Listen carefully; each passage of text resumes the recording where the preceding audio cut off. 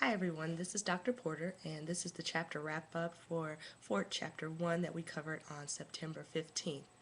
In essence, this chapter dealt with why we are studying the sport enterprise, particularly from an economic standpoint. This presentation will include a lot of the comments that I made in class, and it's giving you an opportunity to rehear a number of the comments and determine how you feel about what we talked about.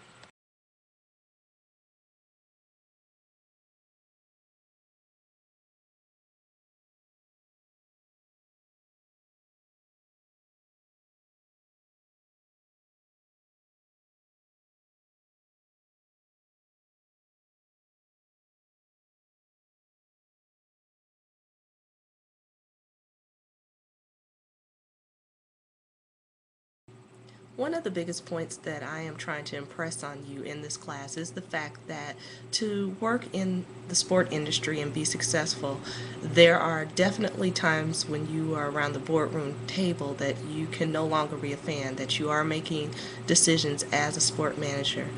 Sport management is about dollars and cents, just like every other business out there.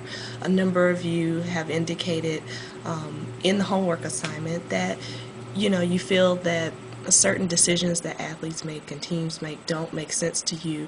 And from what I gathered, that was from a fan perspective.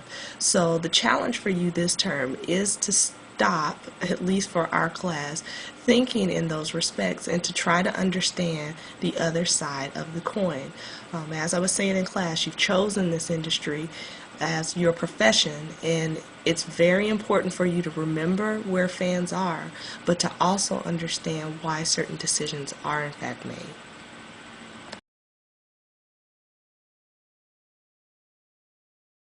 Homework assignment number 1, question 1, was very related to this particular slide, whether or not you thought fans, owners, and teams in essence were being very greedy. For a fan, it is very easy for you to answer yes, and I was not surprised by the number of responses that I received from students that did agree with the points that were asked in that particular question as well as on this particular slide.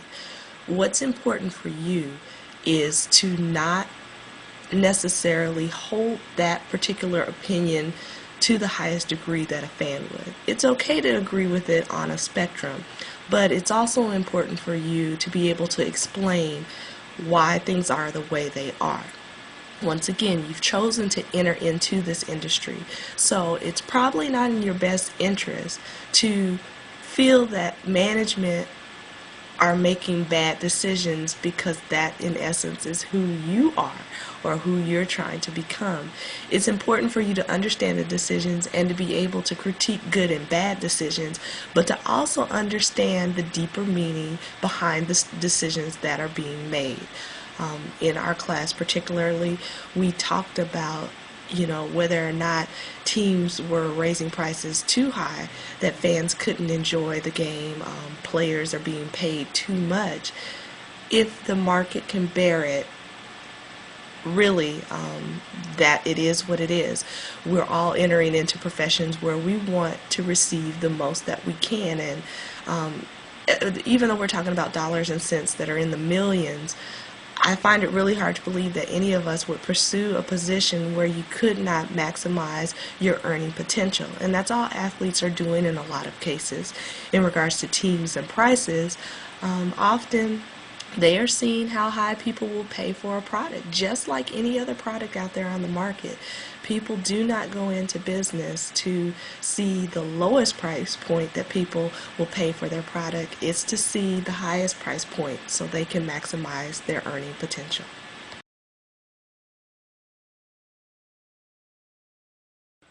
This slide was to highlight some of the realities that exist in sport and to allow you an opportunity to start thinking in terms of a sport manager. In all reality, only about 10% of athletes are in fact considered powerful people in sport, in that they actually hold the key to their destiny, that they can kind of dictate where they go and the amount of money that they earn. That's a lot of other athletes that do not fit that spectrum. We get used to hearing the players that are highlighted on the sports centers and your different news shows, but in essence, it's only about 10% that hold what we would consider power in sport. In regards to owners, it's important for you to remember that this is a huge financial investment for them. Many times owners, corporations are not purchasing teams so it can be for a loss. It is that it will be a money-making venture. So that is why owners are aggressively involved in getting new stadiums, looking at what admission prices are and raising them to the point that they know people will still pay.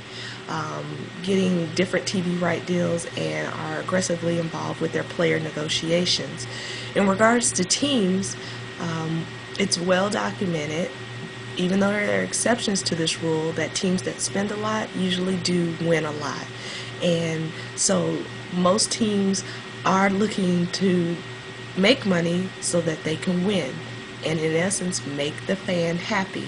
So there are some realities that I hope many of you are starting to consider as we begin this course.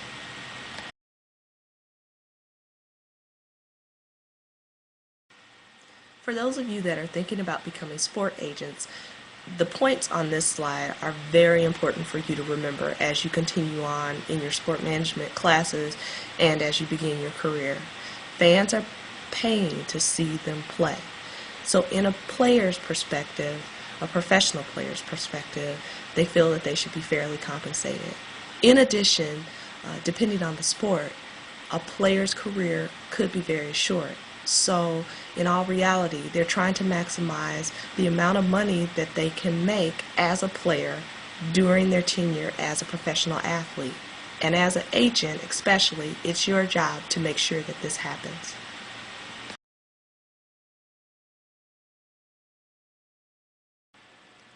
This slide, once again, is just highlighting the fact that you need to remove yourself from a fan perspective.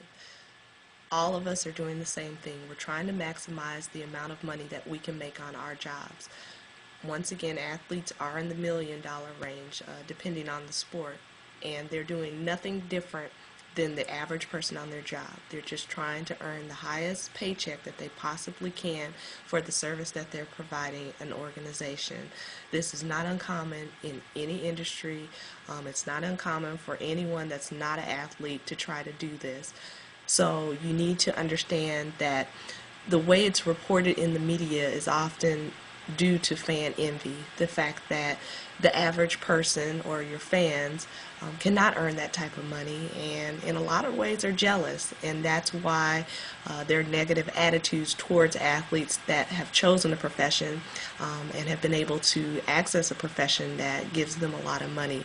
And it's easy to point the finger and say that they're being greedy and that they don't deserve the money, but they're in an industry, in a profession that does pay what it does. So it's important for you to remember that as you continue on within the major in your profession.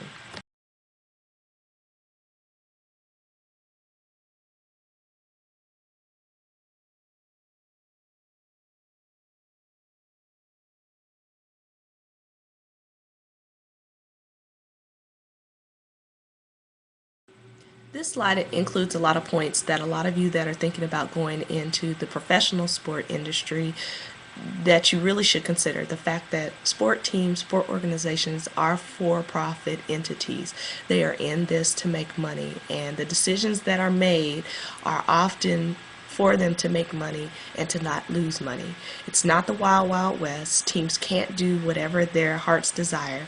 They are obligated to follow the rules that are outlined in the collective bargaining agreement that is determined between the players and the organizations. So there are rules that are being followed so that everyone can benefit from the relationship that exists within professional sports.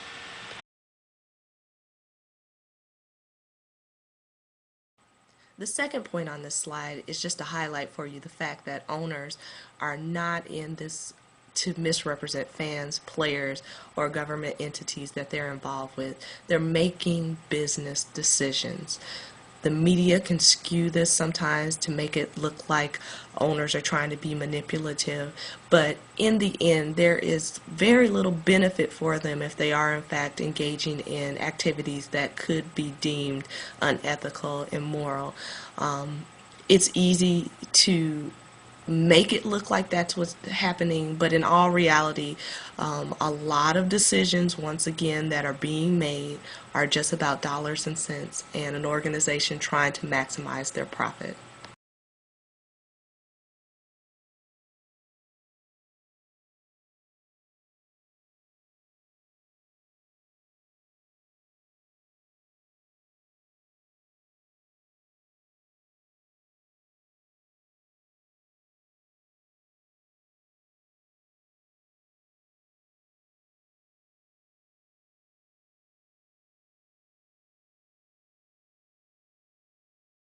The third reason why people study sport has to relate to the fact that sports does serve as a laboratory for social experiments. We're able to look at things that are going on in society and examine them within a sports context. A lot of things that we've done in sport have translated into non-sport entities, such as integrating topics related to women's rights, revenue sharing, how contracts are done, how unions work. So sport has a larger significance than oftentimes just a game being played on a field or arena. So that concludes the presentation that was given in class on September 15th. I will also put up the quiz, or in our case it was a presentation, so you can run over those definitions and make sure that you have them down as we continue our discussion about sports and economics in our sport enterprise class. See you in class.